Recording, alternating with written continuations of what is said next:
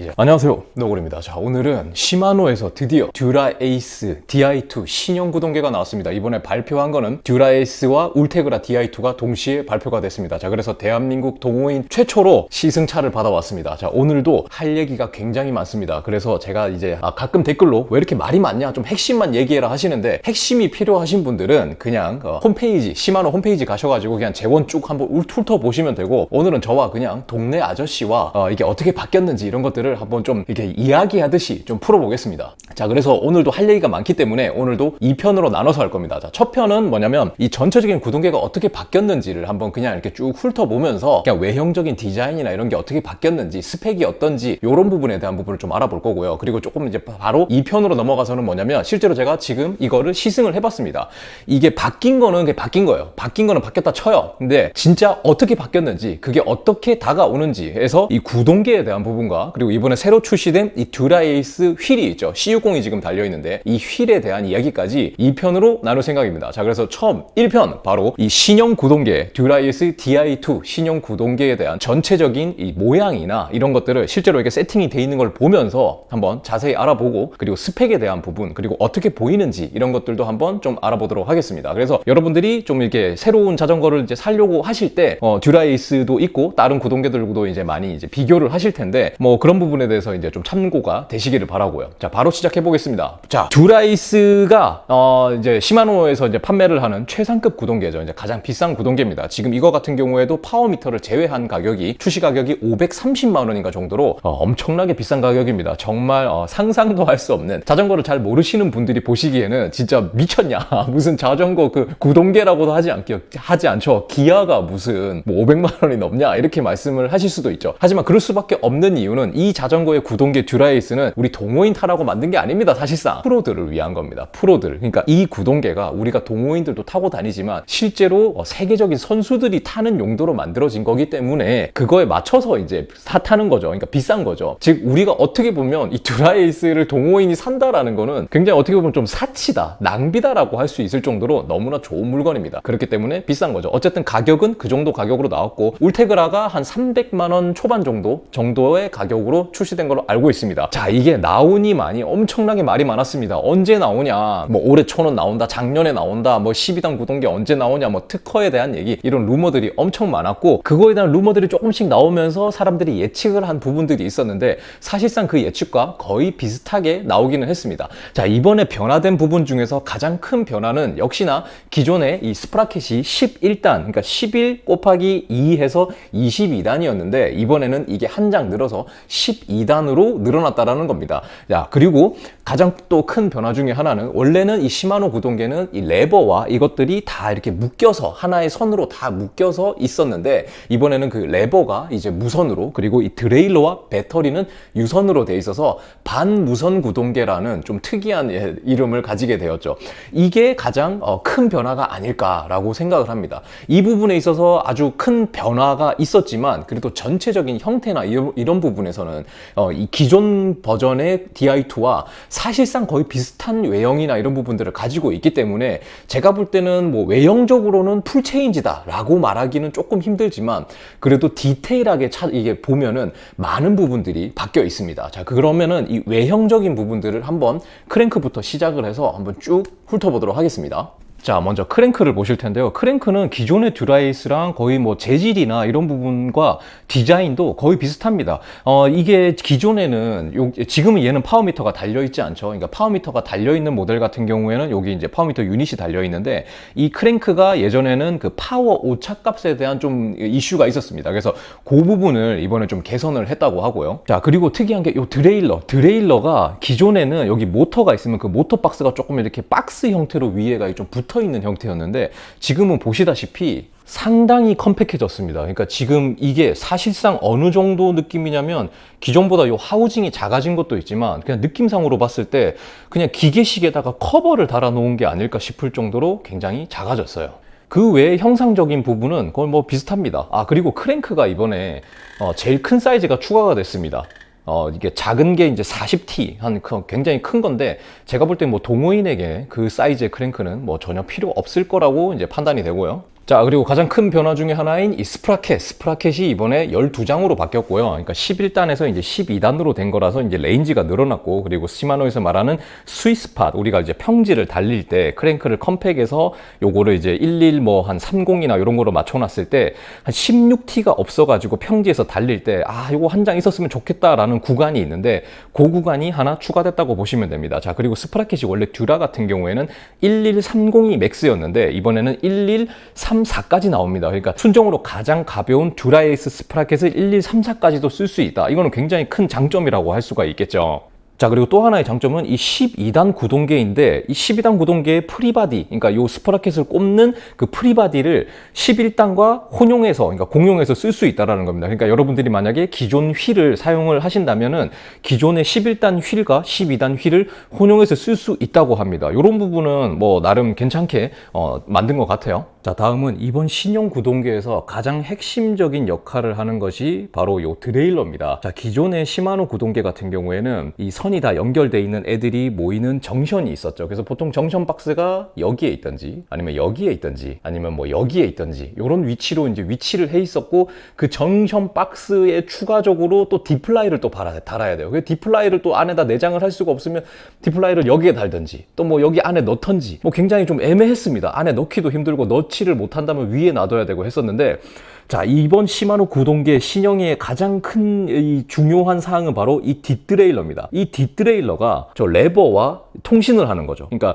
이 레버가 보낸 신호를 얘가 받습니다. 그리고 얘가 충전도 돼요. 여기 보시면은 이 뒤쪽에 충전 포트가 여기에 있습니다. 이렇게 열어서 여기다가 충전을 하면 이 배터리를 이렇게 가져가서 이 C4에 들어있는 배터리에다가 충전을 해주는 거죠.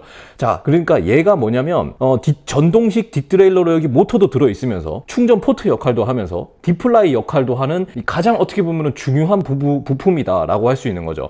자, 그래서 조심해야 되는 게, 여러분들이 만약에 이제 라이딩을 하다가 낙차를 하게 되면 이쪽으로 넘어지면은 얘가 이제 이게 데미지를 먹을 거잖아요. 넘어지게 되면 얘가 빵 데미지를 이제 먹겠죠. 얘가 이제 가장 비싼 부품이기 때문에 얘를 이제 가장 소중히 이제 대해야 된다라는 거죠. 그래서 제가 생각할 때 뭐 여기 좀 이렇게 좀 커버를 할 수 있는 가드 같은 게 좀, 그러니까 옛날에 이런 거 있었잖아요. 기아를 이렇게 가드하는 이런 걸 좀 달아야 되지 않을까 하는 걱정이 들 정도로, 물론 그렇게 하시는 분들은 없겠지만은 그만큼 이 뒷드레일러가 이번에 신형 구동계가 되면서 가장 이렇게 중요한 부품이다라고 볼 수 있을 것 같습니다. 자, 자세한 부분은 뭐냐면 디자인을 보면 지금 보시다시피 때깔이 아주 좋죠. 예, 아주 블링블링합니다. 진짜 보시다시피. 자, 기본적인 형태 같은 경우에는 기존의 듀라에이스랑 이제 뭐 마감이나 이런 부분, 소재나 이런 부분은 거의 비슷한 것 같고요. 그리고 이제 여기 이제 유닛이 추가가 되긴 했는데, 옆에서 보면 이 또한 모터나 이런 유닛이 굉장히 작게 붙어 있기 때문에 그냥 뭐 기계식이나 뭐 전동식이나 큰 차이가 없다라고 할 정도로 굉장히 잘 만들어 놓은 것 같아요. 그런 부분들은.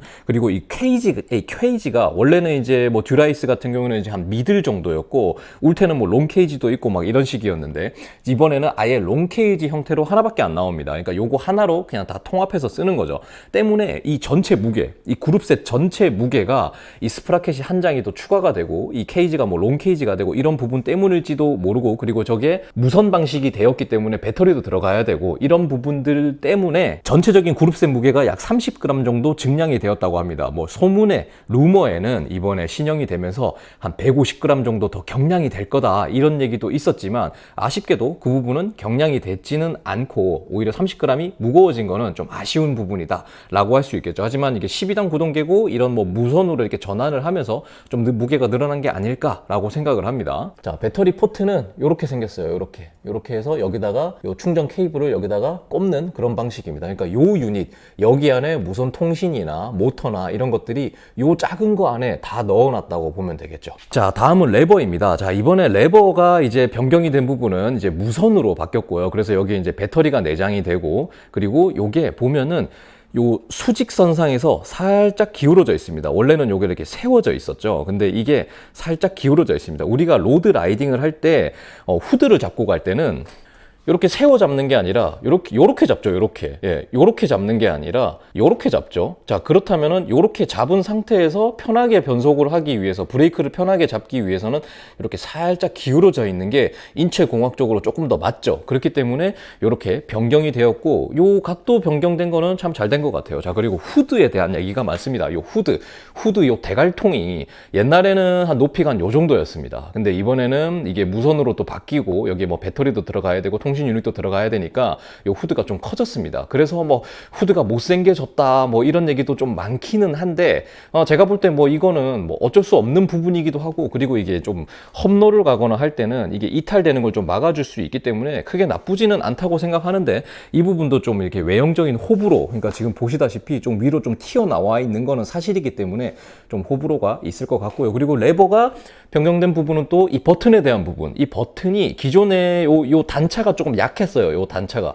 그래서 겨울 장갑을 끼고 변속을 할 때 시마노 같은 경우는 요 버튼이 얇고 얘는 좀 나와 있기 때문에 겨울 장갑 두꺼운 걸 끼고 라이딩을 하면은 살짝 이렇게 좀 더듬어서 만져보고 변속을 해야 되는 그런 아쉬운 점이 있었는데, 그 부분을 좀 이제 탈피하기 위해서 여기에 단차를 살짝 줘서 실제로 만져보면 좀 명확한 차이가 나는 것 같습니다. 이런 부분은. 자, 그리고 레버는 이제 구형과 비교해서 조금 더 약간 에어로한 모습, 예, 그런 모습을 좀 보여주는 것 같아요. 자, 그리고 무선 유닛이기 때문에 여기 보면은 요렇게, 요거 이제 그 다른 전동 구동계에서 볼 수 있었던, 예, 무선 방식에서 볼 수 있었던 요런 유닛, 통신 유닛이 요 안쪽에 들어가 있습니다. 자, 그리고 후드에는 시마노 DI2의 좀 장점이라고 할 수 있겠죠. 요 후드 위에 버튼이 있습니다. 요 버튼을 딸깍 이렇게 누를 수가 있는데요.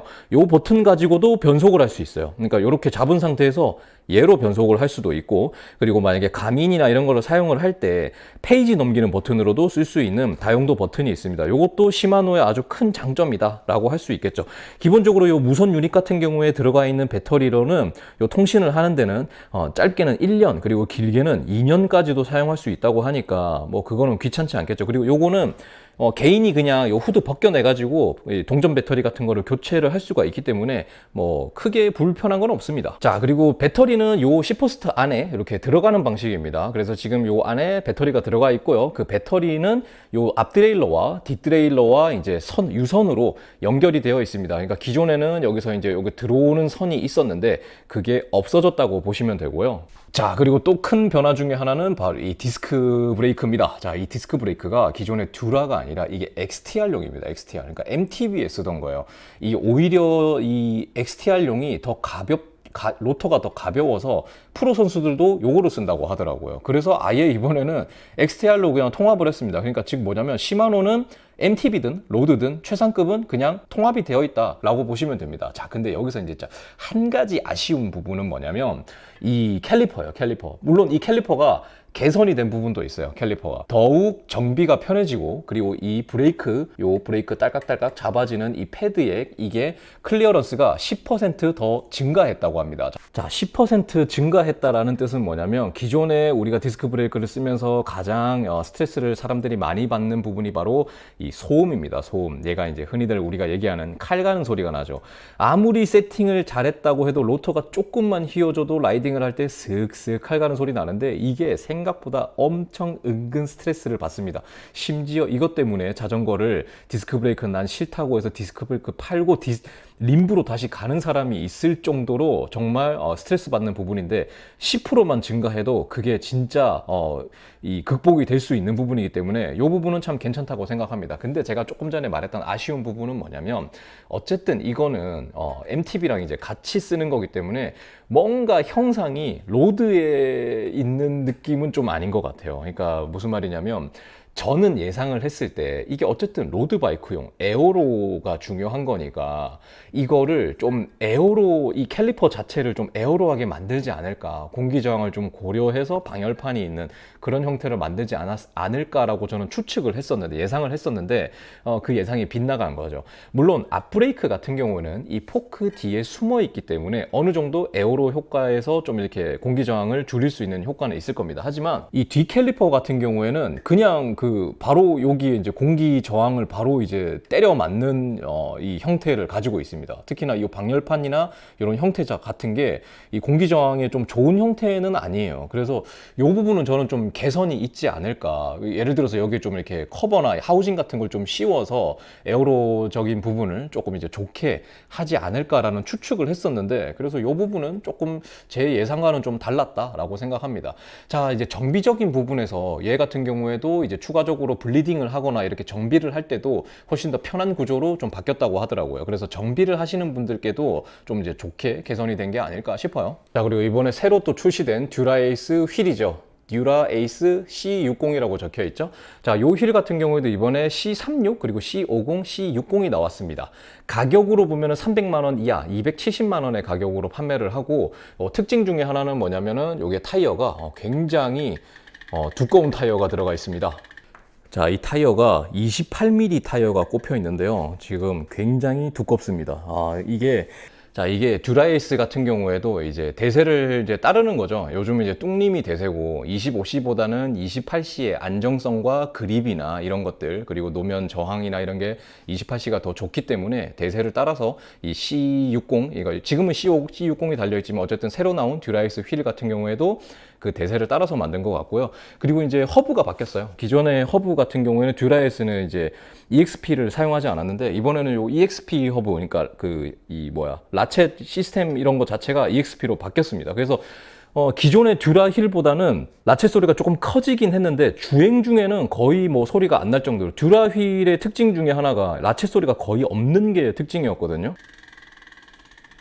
이 정도인데 이게 실제로 라이딩을 할 때도 굉장히 조용합니다. 실제로 라이딩을 할 땐 더 조용해요. 데칼이 원래는 데칼이 좀 이렇게 큰 데칼이었는데 이번에는 이렇게 작게 바뀌었죠. 지금 이것도 이제 대세를 이제 미니멀한 데칼 디자인이 요즘 거의 이제 대세다 보니까, 옛날에는 막 화려한 이런 것들 많았잖아요. 그래서 듀라이스도 글자 이렇게 꽉 채워서 이렇게 크게 돼 있었는데 좀 미니멀하고 이제 심플하게 바뀐 것 같습니다. 듀라에이스 휠은 프로 선수들이 가장 많이 이용하는 휠 중에 하나입니다. 물론 시마노에서 프로 선수들의 협찬을 많이 하는 부분도 있지만, 듀라에이스를 쓰는 선수들은 이제 아무래도 듀라에이스의 신뢰도겠죠. 안정적인 휠. 그리고 듀라에이스 이 휠 같은 경우에는 이번에 이 디스크 휠셋인데도 튜블러가 나옵니다. 이거는 이제 튜블리스, 그러니까 클린처로도 쓸 수 있고 튜블리스 레디 타이어를 쓸 수 있는데, 이거 같은 경우에는 여러분들이 원하신다면 튜블러도 살 수 있어요. 튜블러를 사신다면 이 기본 휠셋보다 훨씬 더 가벼운 휠을 살 수 있죠. 프로들은 그래서 아직도 튜블러를 많이 씁니다. 실제로도 뚜르드 프랑스를 나가는 선수들을 보면 아직도 한 60에서 70% 정도가 튜블러 휠을 사용을 하고 있거든요. 그래서 이 프로들을 위해서 계속 튜블러도 계속 생산을 하는 것 같습니다. 뭐 나름 뭐 선택지가 있다라는 거는 좋은 의미니까 뭐 좋은 것 같아요. 저는 사실 좀 놀랐습니다. 요즘 세상에 튜블러라니? 라고 생각을 했는데, 역시 프로들을 위해서 계속 생산을 하고 있는 게 아닐까라고 추측을 해봅니다.